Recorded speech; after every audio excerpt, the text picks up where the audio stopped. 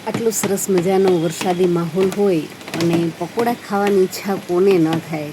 ખાવાની ઈચ્છા દરેકને થાય, સ્વાભાવિક છે. પણ એવું બની શકે ઘણા લોકોને બીપી હોય, કોલેસ્ટ્રોલ હોય અથવા તો ડાયટિંગ કરતા હોય, એ લોકો માટે આટલા સરસ મજાના જોતાં જ ખાવાની ઈચ્છા થઈ જાય એવા પકોડા તેલમાં તળિયા વગર મળી જાય તો મજા જ પડી જાય. તો હા, આજે આપણે તેલમાં તળિયા વગર પકોડા કરીશું, એકદમ યુનિક સ્ટાઇલથી આપણે તૈયાર કરીશું. તો એમના માટે થઈ એક બાઉલ ભરી અને મેં બેસન લીધો છે, એટલે કે ચણાનો ઝીણો લોટ લીધો છે. એમની અંદર આપણે સ્વાદ અનુસાર નિમક એડ કરી દઈશું, 1 ટીસ્પૂન જેટલી. એમની અંદર રેડ ચીલી પાવડર, થોડીક હિંગ, હળદર પાવડર એડ કરી દઈશું અને સાથે સાથે 2 થી 3 ચમચી જેટલું તેલ છે એ નાખી દેવાનું છે અને એકદમ સરસ એવું મિક્સ કરી લેવાનું છે. અને મિક્સ કરતી વખતે આપણે સરસ એવું એક કોણની અંદર ભળી જાય ને એ રીતે તેલ છે મિક્સ કરી લેવાનું છે અને ચેક કરવાનું છે આપણે કે આ રીતે જો એકદમ ક્રમ્બલી ટેક્સચર એમનું થઈ જાય એટલે એમનું મોણ છે એ પરફેક્ટ ગયું છે. હવે એમની અંદર આપણે ફ્રાય નથી કરવા, એટલા માટે થઈ આપણે એમની અંદર બેકિંગ પાવડર માત્ર 1/2 ટીસ્પૂન જેટલો જ બેકિંગ પાવડર લેશું અને એ પણ એકદમ સરસ પહેલાં મિક્સ કરી લેવાનું છે. ત્યારબાદ જ આપણે એમની કણક છે એ તૈયાર કરીશું. તો સરસ એવો લોટની અંદર મિક્સ થઈ ગયા બાદ થોડું અમથું જ પાણી નાખવાનું છે, 2-3 ચમચી પાણીની સાથે એમની કણક છે. આપણે ખ્યાલ જ છે કે ચણાના લોટની અંદર પાણી છે વધારે જતું નથી.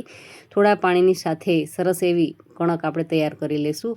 વધારે પડતી હાર્ડ નથી રાખવાની અને સોફ્ટ તો બિલકુલ નથી રાખવાની. જો સોફ્ટ રાખીશું ને તો એ હાથમાં ચોટશે ને આપણો પકોડાનો શેપ જે પરફેક્ટ જોઈએ છે ને એ આવશે નહીં. હવે એમને 5 થી 7 મિનિટ માટે રેસ્ટ માટે રાખી દઈશું. ત્યારબાદ એકદમ સરસ એમને ટૂંપી લેવાનું છે અને ત્યારબાદ એમને આપણે રોટલી તૈયાર કરવાની છે. હવે વણતી વખતે આપણે કોઈ અટામણ લેવાનું નથી. લાગે તો આપણે તેલવાળો હાથ છે એ પાટલી વેલણ ઉપર સહેજ એવો અડાડી દઈશું, જેથી કરી વણતી વખતે કંઈ પ્રોબ્લેમ ન થાય. અને જો કેટલી થિકનેસ રાખવાની છે, તો આપણી જે રોટલીની થિકનેસ હોય છે એમનાથી વધારે થીક રાખીશું, જાડી રાખીશું અને ભાખરી કરતાં આપણે એમને પાતળી રાખવાની છે.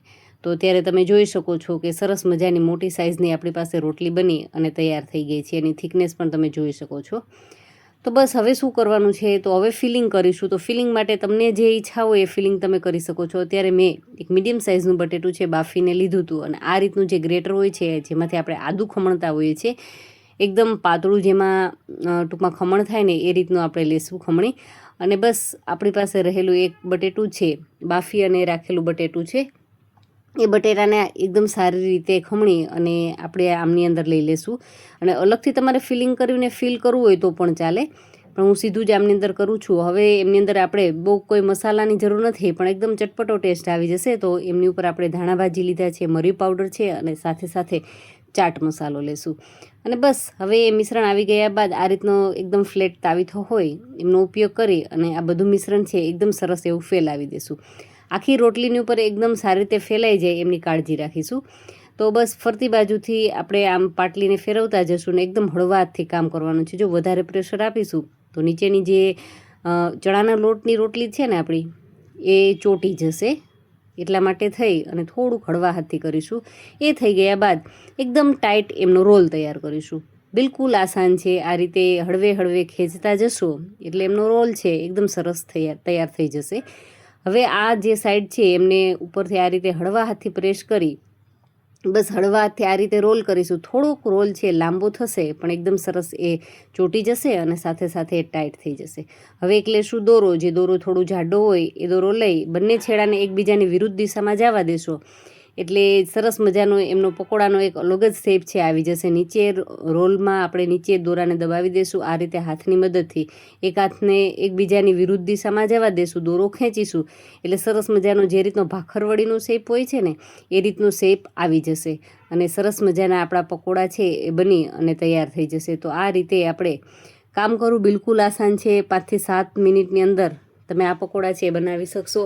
માત્ર એમને બેક થવામાં થોડો સમય લેશે. અને આમાં જે જે વસ્તુનો આપણે ઉપયોગ કર્યો છે ને એમનું લિસ્ટ પણ આગળ હું તમને બતાવી દઈશ, તો તમે એ લિસ્ટ છે એ ચેક કરી અને પકોડા છે એ તૈયાર કરી શકો છો.